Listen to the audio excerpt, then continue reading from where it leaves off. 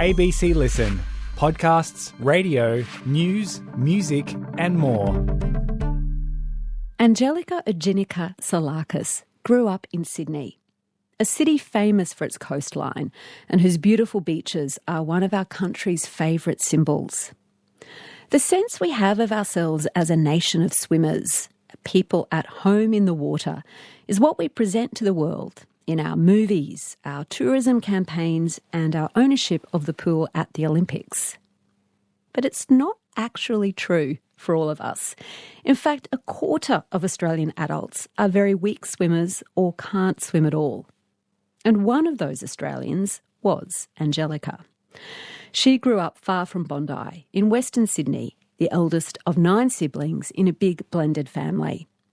Instead of going to swimming lessons after school, Angelica spent most of her time helping take care of her little sisters and brothers, one of whom lives with severe disabilities. She was sporty at school, but only on land, until in her mid-20s when Angelica decided she wanted to be able to understand what people meant when they said being in the water calmed them. And so she set about learning to swim and documented the experience in a podcast called Sink or Swim. Angelica is a social researcher at Western Sydney University. She has represented Australia at the United Nations. She advises groups like UNESCO and a couple of years ago was awarded the New South Wales Premier's Youth Medal. But in her family's eyes, none of these achievements come close to her achievement in the pool. Hi, Angelica. Hi, Sarah. Tell me about the part of Australia where you grew up. Where was home for you? Home was across many different parts of Sydney, mainly Western Sydney. So I often joke and say I've had many homes, and I love that. It's the best thing. I think I've gotten a taste of this amazing city. So I've lived in the Blacktown area, I've lived in the Bankstown area, I've lived in the middle of Sydney. So yeah, my life has spanned across the region, but predominantly in Western Sydney, and I now call the Blacktown City Council area home and have for a long time. And had your mum and dad met here in Australia or outside? Outside. So in Nigeria is where they met and had married at the time and then came over to Australia in the late 90s, just before I was born. So I ended up being born here in 1998, exposing my age. So that's how they came here. And then what made things complicated in your family as you were growing up? Many things. I think a lot of the story is pretty much what I've been told, but my parents separated when I was born, so I've always lived what I call like a double life. So I've had my life in my mum's home, I've had my life in my dad's home, and so I've, across both homes, have had many siblings as well. So when you say big blended family, it's very complicated to explain the tree, and then you chuck in step siblings into that picture too. So that experience of my parents separating were for a multitude of different things. My mum had experienced a lot of violence, a lot of isolation at the time. And, you're, as a young woman in a new place with a new child, you do what you have to do to survive. And so a lot of my early memories or pictures, particularly that I know of from when I was an infant, are me and my mum together in in a apartment place, or with my godmother as well, who was a massive support as well. She's from Ghana. And so I grew up with, me and my mum very much in tandem, besties. And then my mum met my stepfather at a later time in my childhood. But then I also did have a connection eventually with my dad when I was younger. When you were travelling between those two houses, this double identity of yours, how did that happen logistically? Where would your mum drop you off and your dad pick you up, and vice versa? So mostly after there was an established court order, the pick up and drop off that I remember, as far as I can go in terms of childhood, was at Parramatta Police Station. So I became very acquainted with police officers, very acquainted with the Parramatta CBD area, and that became the spot on the weekends where I'd be dropped off and picked up. And I kind of thought that was just like a normal thing for young people or children who, had parents that were divorced. I came to find out that's not really the case. What were the police like with you? How do you remember that? mixed. You know, you'd have the officers that you really didn't like, that weren't that friendly when they'd walk past. But then there were also people who were extremely lovely. There were people who could see that sometimes on that Sunday when I was dropped off, I was distressed. I didn't want to be in the place, and I found it really cold and isolating and hated it, but didn't have a voice, so they tried to make me as comfortable as I could be in that space. But then at times it was very unpleasant. You know, you hear things as a kid and realize, oh, wow, I can't believe these crimes are happening, or I can't believe this is how the police can be. So you get a really interesting picture of what happens a little bit behind the scenes, sitting in just the front area of a police station. And the court is also right next to it as well. And so I would see a lot of people kind of passing by for many different situations. There would always be this one distinct man who was experiencing homelessness as well for the several years that I was going in and out of the police station.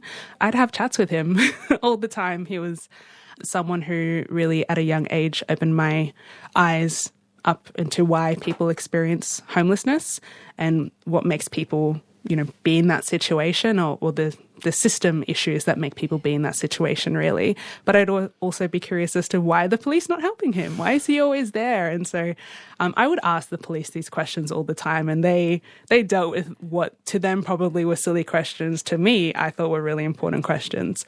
But also just a confusion as to why is it that I have to be here just to get from home to home.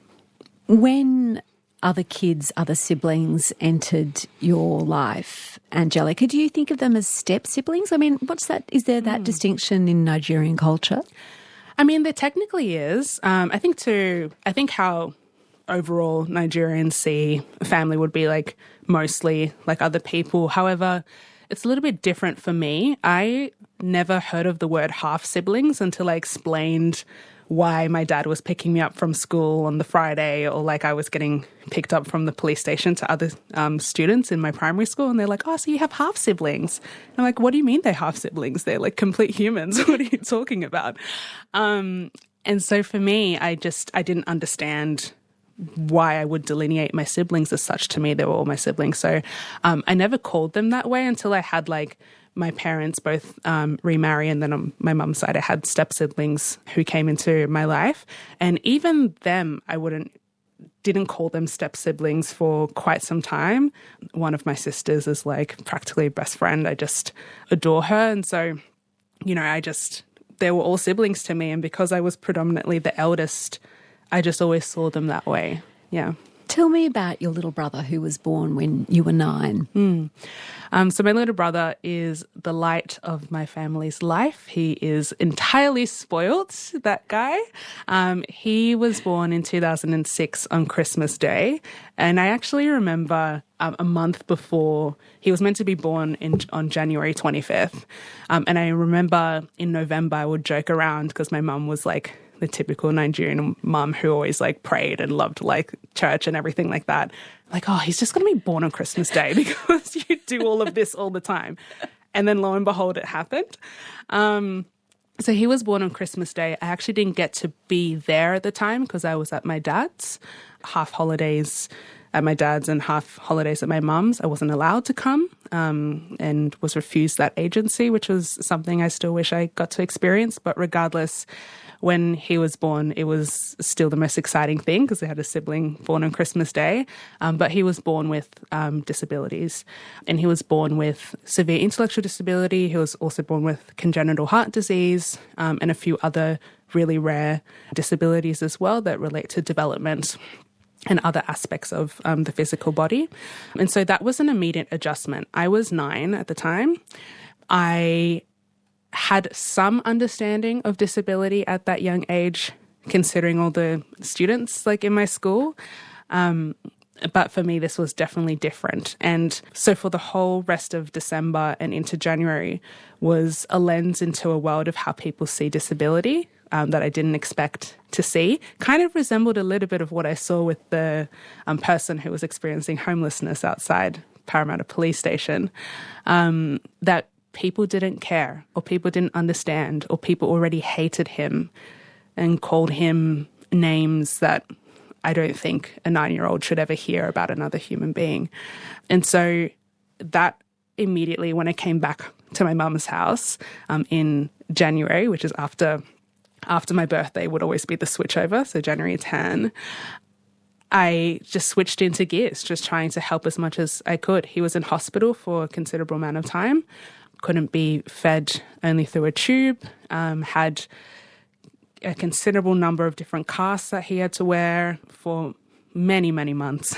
And even when he came back into the home, it was a lot of having to help my mum with, his feeding tube and other like liquids that he had to have, or with his cast, and like making sure like bandages were fine. And so that was a big adjustment in terms of just family and how we were supporting together, but also having to deal with the isolation that came about because of the stigma to do with disability was a whole other thing that I wasn't ready for at that age. And as he got older and you got older, what sort of day-to-day responsibilities were you taking care of with him? Again, to me, these all sounded normal at that age. I just thought, I have to change nappies, or I have to prepare medications, or I have to make calls to the hospital, or to the doctors, and accompany my mum at things, or I'd have to look after him while my mum, needs to go to work, or there was just all these like additional things that I would have to take up that made me kind of feel like, I was second parent. And I kind of already felt like that anyway with the amount of siblings I had before he arrived. But this was a lot more. And I think for a lot of young carers, you step into this kind of caring role, noting that it is very different to what a parent has to go through and do.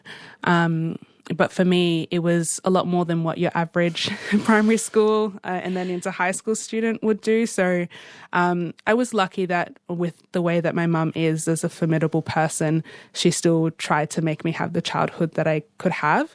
But when I was away from my mum and at my dad's, I'd be frustrated. I'd be like, I need to get back. I need to help. And so, Angelica, given all of what was happening at home, did school almost become a bit of a break from work at home? Or it was sometimes.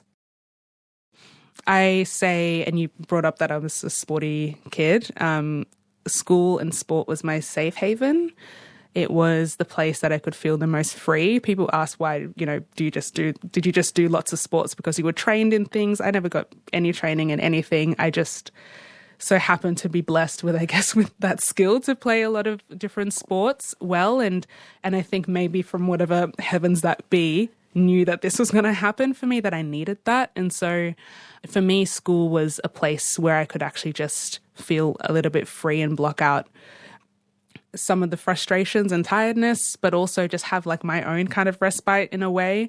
It was also a place where I could block out all of the things that I would hear within communities of people about disability, that I would hear about, single parents and having to navigate, just all of the stigmas around that, about women. I could just block that all out and just be a kid and be a student and just enjoy sport. And so I loved school and became so invested in school for that particular reason. And that's when I started to notice really I was actually a little bit different to other kids with what I was experiencing and what I'd seen with all the other stuff that was happening in my family life as well. And that they saw school as this like, I can't wait to get out. Whereas I actually didn't like when the bell would ring at 3:00. So you were naturally gifted and drawn to athletics and different kinds of sporting activities on land. What about swimming? Did you ever try getting in a swimming pool at school? I laugh because, yes, I did. I did. I never ventured into the swimming pool like competitively until it was year 7. That's because in primary school I was very well aware that I just could never swim. You'd never been taught? You'd never had lessons? Or See, sometimes I wonder, maybe I'm missing something that must have happened in primary school, because I know that there were incentives at the time.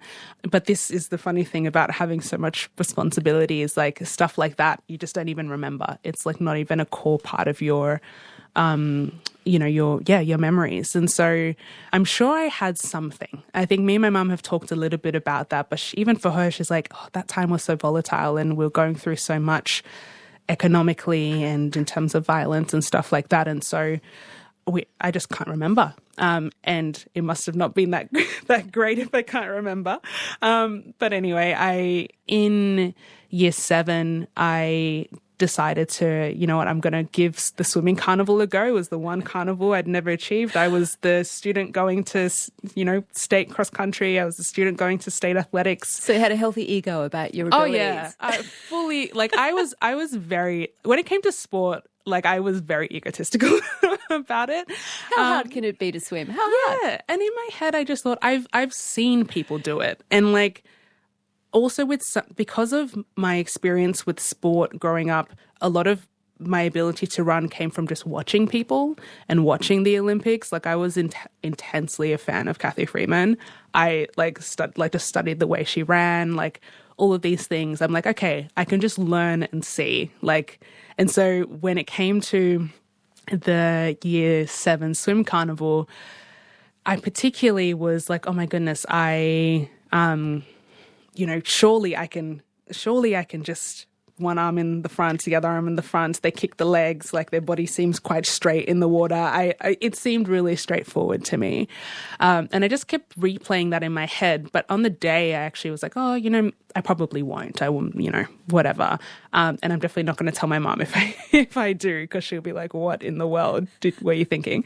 But I think also just the encouragement of some people who are like, oh, just give it a go. And because I was too embarrassed to fully admit that I lacked in this particular skill, I just kept it in my mind okay, people are encouraging me too. I should just do it. And I guess that was also almost a metaphor for life as well, is that sometimes it would take just a bit of encouragement from people for me to just do things. And so I just said, you know what, I'm just going to jump into the water. I will put myself into the, 50-meter freestyle, the race for the girls and go for it. And that was a very, very big mistake. What happened once that starter whistle went off? Well, all of the moments before the whistle went off were familiar moments to me. At the track at athletics, you're behind the line.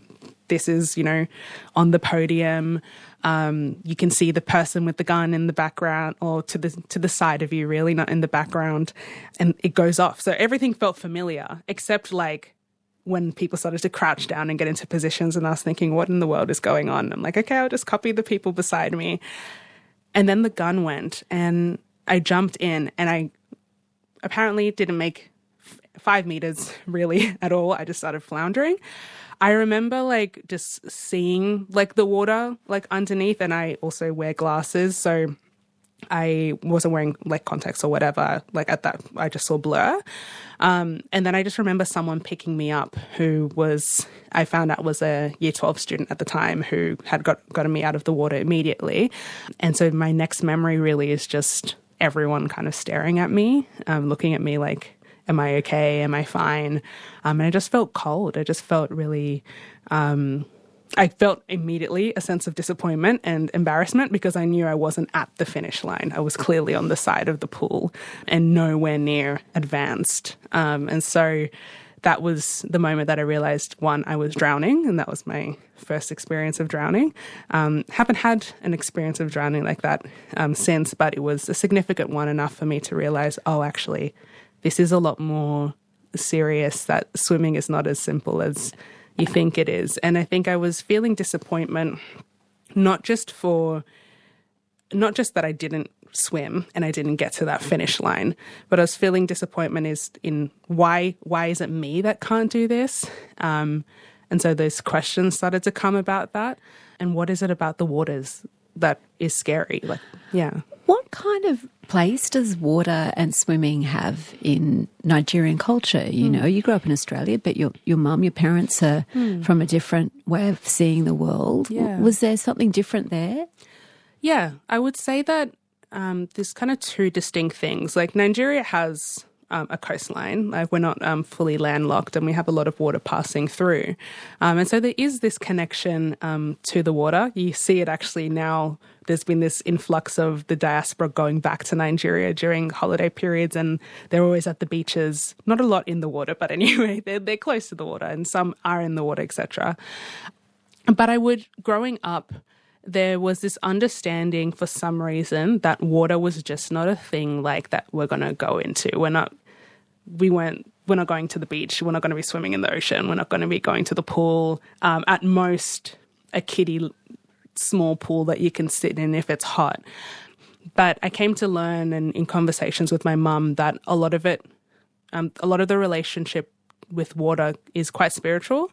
So there is a deep connection. She has memories of playing in the creek and stuff like that as a kid, but also being warned to stay away from the water because of certain things in it or other kind of spiritual stories and tales, etc. And so I think there's some people, not all, who have carried that into here as well, and that we live, yes, on this beautiful, island, and with seas that is amazing, but that allure is not enough to go into the water. It's still a very kind of treacherous environment, and so there's quite a few friends of mine who do not know how to swim, and as I talk about in Sink or Swim, their version of swimming is just standing up in the water. But yeah, I think, so there's this complicated relationship of, one, we connect to the water very much on a spiritual level, on the fact that it's very present in our history, etc. But when you come here, the water is not as important and actually is seen as this dangerous thing that you just don't engage with. And so my mum just kind of never really saw it as an important skill until she started to notice some things over the years. So you had this really pretty scary and slightly humiliating or embarrassing experience as a child, and you've got this cultural sort of ambivalence towards water. So what made you decide in your mid-20s that this was something you did want to learn how to do? A few things, but I'd say the main two things were, one, it just kept getting hotter. And so I just think practicalities. Yeah, practicalities, really. I'm just love the aircon when you've got it working. But having been in many rentals in my life with my family and moving about, you're not always promised the greatest air conditioning. And living in Western Sydney, the years just keep getting hotter and hotter and hotter. And I got frustrated in the summer of 2021 and 2022, in particular, where I'm I can't go to these water places for reprieve. I can't enjoy the water as an escape from heat for me. And so that was one particular big motivation for me to learn to swim. And I really wanted to achieve it by the next summer, to be yes, I can go for an ocean swim. And in my delusional mindset, I thought I'd be perfect in the ocean by then, but I've learned that it's not as easy as that. But the other thing was having a husband who loves water, who grew up on the beaches, who connects with it so deeply, and just seeing this kind of appreciation and love for water that I just wondered, why is it that there are so many people who don't get to experience that as well? And so I guess both of those things together for me, as well as, my mum would joke about saying she wants to do hydrotherapy, and we feel that would never happen because you're not going to get into the water and knowing what your, experiences and understandings of it are, and that she can't swim, but also knowing from my little brother that hydrotherapy would be so amazing for him. It would be the perfect thing. So all these things came together for me, but particularly around the way that things were just changing in terms of heat, and how could my family respond to it better? How could we be encouraged to kind of take other solutions to cope with the heat for our individual selves when we don't have it structurally in our homes? And for me, that's why I just said, I'm just gonna learn to swim. I also am a bit competitive and said I must find a way to actually learn to swim. My husband cannot be the only person who can swim. So where did you go to learn? So I started exploring options in the Western Sydney region, and I started at the swimming pool in Edmonton. And that's where my first lessons were. And so they were like free available lessons that are amazing that they're accessible for people to use. And so that's where I started. And what was that first day like of getting back into the pool after so long? I mean, I didn't say it. So for context, I had someone else who came along with me because we were recording and documenting this whole journey as well, and unpacking, why is it that I didn't learn how to swim, and what are also the other big questions around that. And so I was really embarrassed coming in, going, oh my goodness, this person's going to see me like in this really vulnerable light, in this swimsuit, even things like that. Actually, it's like I had at the time these long gold like braids that I love to have in my hair, and a one-piece swimsuit that I'm like, I'm not comfortable going in the water like this, but I've got to. This is just how it is. And so it was very vulnerable, and even like saying my name to say I'm here for the swim sense classes, and was like felt really embarrassing. I was really like timid saying it.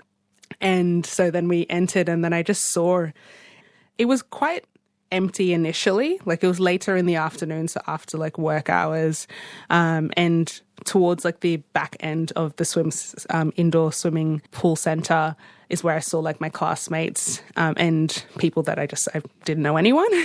And then I sat down and I started crying randomly. And Why do you think that was? Now I know it's because I said it actually in that moment that it just made me realize the things I missed out on.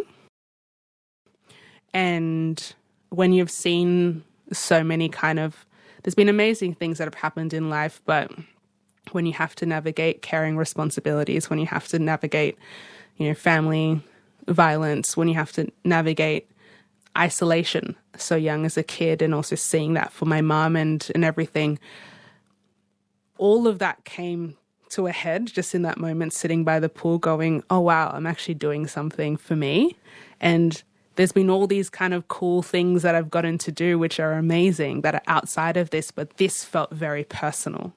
And this felt very like direct to stuff that I missed out on as a kid. And so I just started to cry, and I started to kind of reflect a little bit on like how much of a journey it's been for me and my mum and everyone to just get to this point where we're all doing stuff for ourselves, and doing stuff so that we can live and participate just like everyone else. And so that was what was overwhelming for me. And then to just see other adults in the pool as well, all who I hadn't met before, eventually became really good swim buddies with, just seeing them also in a vulnerable state as well, and looking around nervously and asking questions to the family member that they brought as moral support, or getting nervous seeing the swim instructor come up with the clipboard and to write the names down. Like all of us were in this same kind of shaky state. And I think that for me was quite overwhelming. And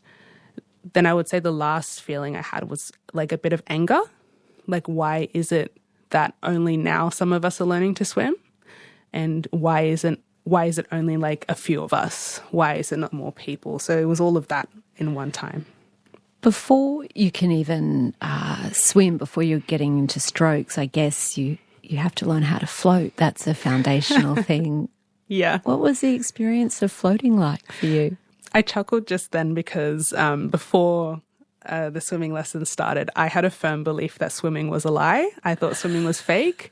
When people would be like, oh, you just have to like lay there and look up. I'm like, I don't believe that that's actually how it works. It's a scam. Yeah, so I genuinely thought it was a scam. And so I would say it to my husband all the time. I'm like, you're telling me to fill my lungs up, like, or saying that that's what I'm going to have to do. I'm like, I don't understand. My lungs are filled, like I'm alive. Surely that's, so I just didn't understand the concept. And so what we actually started off with in our first lesson was safety skills. And that was really good, actually, to see that from the beginning. And then we got to coming into the pool safely. And then we got into blowing bubbles. And I'm like, oh gosh, this is really embarrassing. But like I now understood why it was getting us comfortable with these little small pieces. It was in our second lesson that we learnt the floating. And so we had like that supportive like little board as well to help us feel comfortable. And the first few times I failed like entirely. I just immediately like sunk. I would look up and it was like fear would come and overwhelm me. Like I didn't trust the ceiling. I didn't trust the space between me and the ceiling and between me and the floor of the pool. And one of the things I really didn't like as well was not being able to touch the bottom. There was a sense of security that I felt with being able to touch the floor. And I think is also a metaphor for just many other things really in life. But that was really uncomfortable. But thankfully, my swim instructor, she really just instilled in me that it's okay. Just keep breathing. Like you just don't stop breathing. That's the one thing with floating. Like you actually still have to keep going and breathing calmly. And then eventually I could float. And I now believe that it's a real thing. So that must have been a magic moment when it first happened, that you could trust that the water would carry you and you would be able to keep breathing. It was. And my colleague who was there recording, I think I remember going over and being like, I did it. Like I floated. And it was beautiful because I eventually felt very relaxed and felt like I could forget about a lot of things and I could just focus on the breathing and focus on just like being there. And I wasn't floating for like, endless minutes. It was only for like, a minute or two. But even just knowing I could do that for a minute or two without panicking and without feeling like I was immediately going to die. That was how I initially felt about floating, that straight away I'm going to die and be sucked into the pool. And then eventually not feeling that was very freeing for me.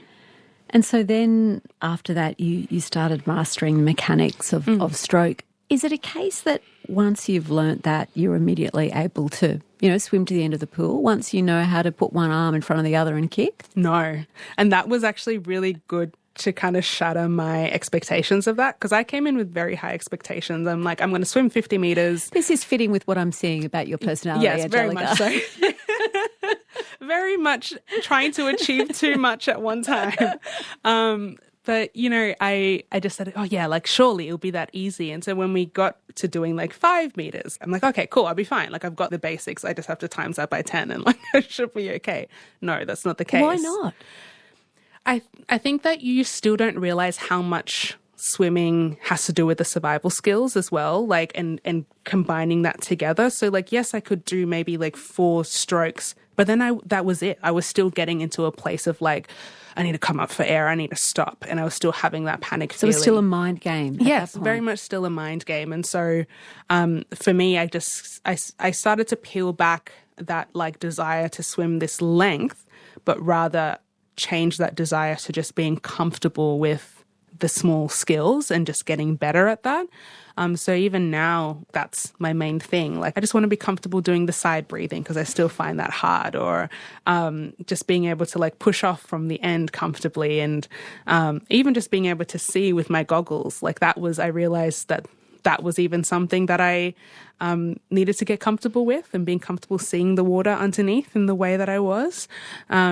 And even like just the treading water thing, which was also something that I didn't believe was real. That too, like I found really hard. Still kind of find that actually very hard, to be honest, just trusting my body in that way to stay in the water.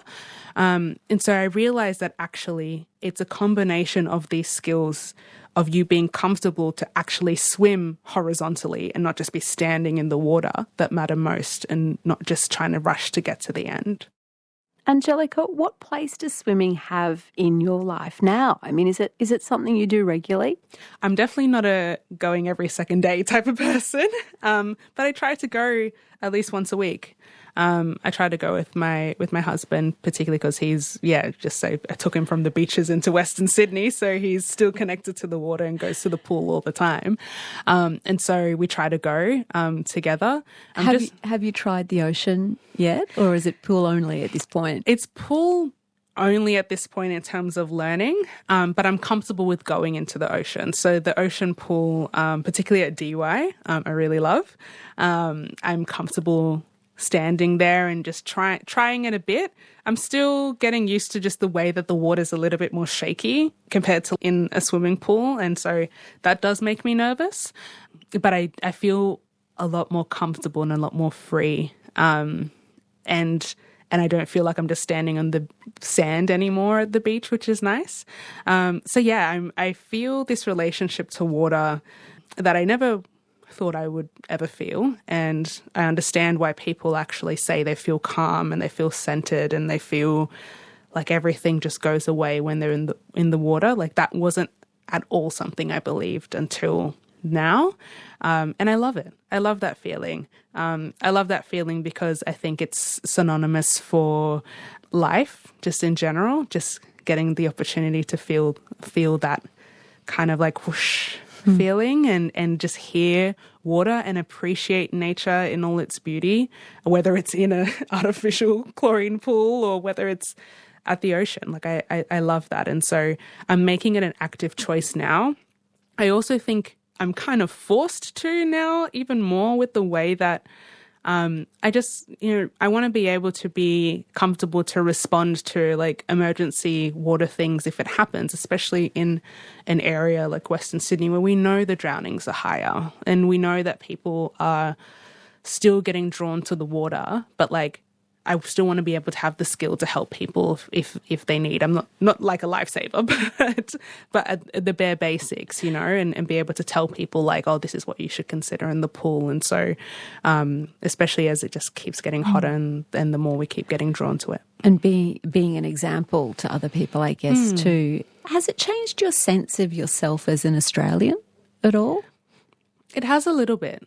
Like, I can understand why we have this notion of, this is swimming culture and how we see ourselves. But it's actually made me question a lot more as to why that is distinctly the way it is, especially when there's a subset of people who can't do this thing that we boast about all the time, that we say is, our greatest achievement, which, I guess it is, but I mean, when the numbers keep increasing of people who are drowning, when the accessibility of water to people, like, there's 5 pools, public pools servicing the whole of the Blacktown region in particular, that's shocking.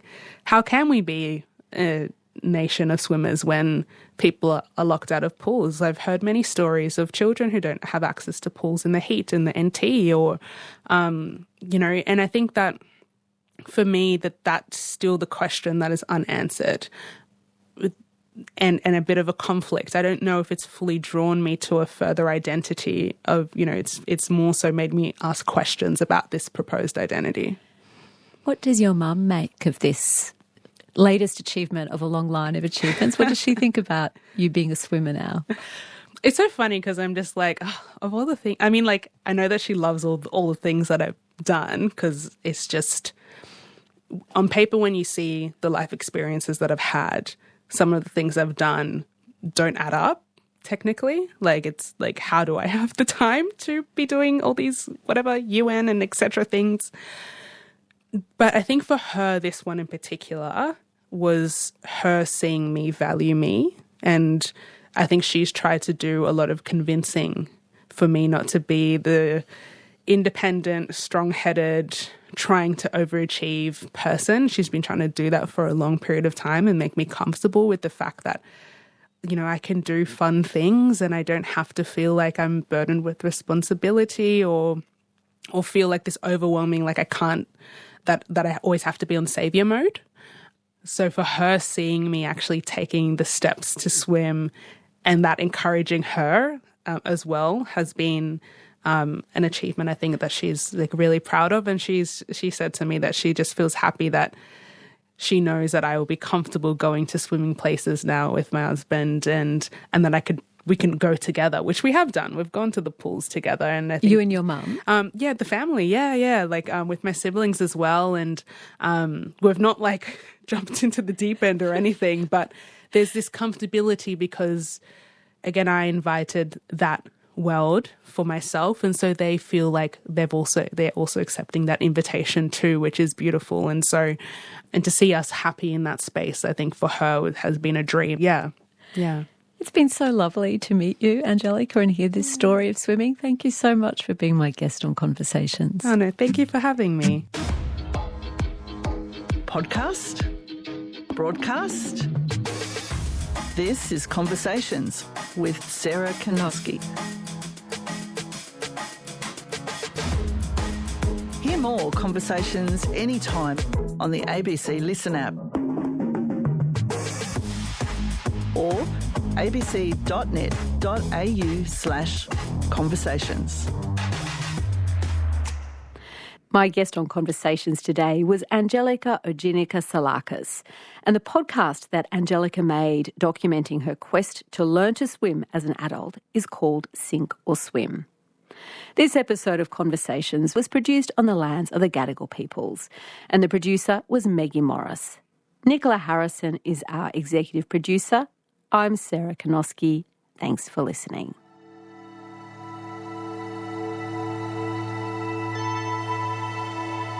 You've been listening to a podcast of Conversations with Sarah Kanoski. For more Conversations interviews, head to the website abc.net.au/conversations.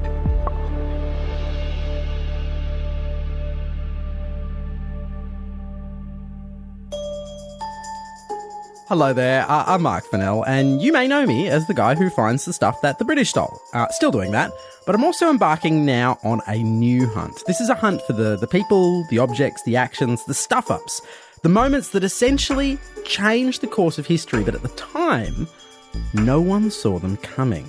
Each week, we will unravel stories from across the globe, from bizarre crimes you might never have heard of. He's using the early 20th century equivalent of a high-vis vest and a lanyard to get into the Louvre undetected. To brushes with death that changed science. He sort of becomes like a boogeyman or a demon. Something you read, it sort of sends a chill down your spine. You'll meet the people whose presence continues to be felt from the grave. He imagined a secret society which would be watching the schools, the universities, to establish a worldwide English-speaking global elite. There is no chapter of history that is off limits, and each and every one of these inflection points has somehow reshaped your life and my life. I don't think this is talked about enough. The outcome of World War II was not a foregone conclusion. We think that restitution is a contemporary debate. It's really not. It's been going on forever. No one saw it coming. Brand new episodes every Tuesday. You can listen on the ABC Listen app or wherever you get your podcasts. Had Freud been alive at the time, he would have had a field day with all of this.